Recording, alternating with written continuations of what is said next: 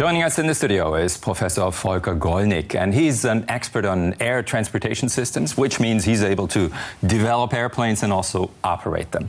Now, as we've just seen in the report, with the pooling, it might be possible to reduce the number of aircrafts in the sky. Will that not necessarily lead to the point that we just fly more, we fill the gap? Indeed, people tend to fill every gap they have as long as they have opportunities to fly more. But due to the ecological pressure and the concern of emissions at high altitude, I'm convinced that aviation at all will be reduced in the far future. But that means you really believe that man is possible to become better, to improve, to think more in ecological terms? I'm convinced, yes, they will. If I remember, in Germany, the ecological development in the 80s was really a change of mindset which takes some time, for sure. And we also experience similar developments worldwide, also in China. And what does that mean for the planes now? Will they get bigger, or what's the point? Indeed, I'm convinced people want mobility. You can ensure mobility by bigger planes, which can carry more people. So for the people, nothing will change except the frequency of flights. And bigger planes are always more environmental friendly, right? Definitely, because you have less aircraft in the air, and you have more people to be carried by one flight. And so the overall efficiency in terms of cost and emissions is much better.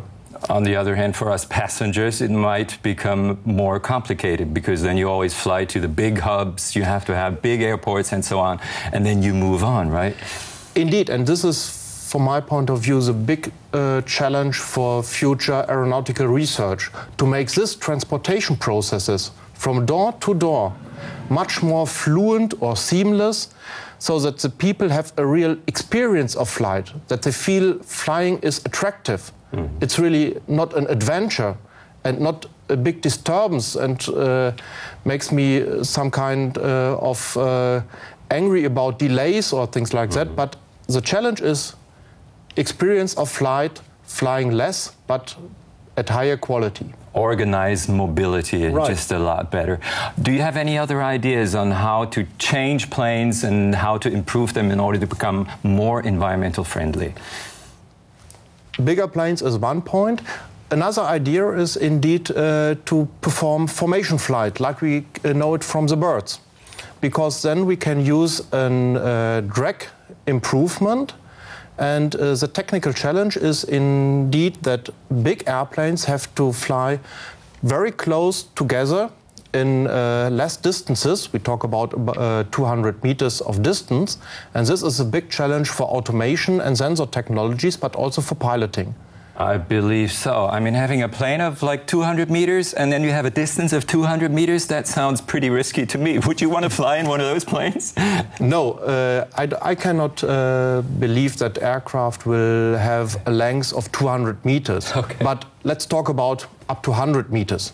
And if you have twice or three times this kind of aircraft length, it will work. I hope you're right. Thanks a lot for the talk, Volker Gollnick.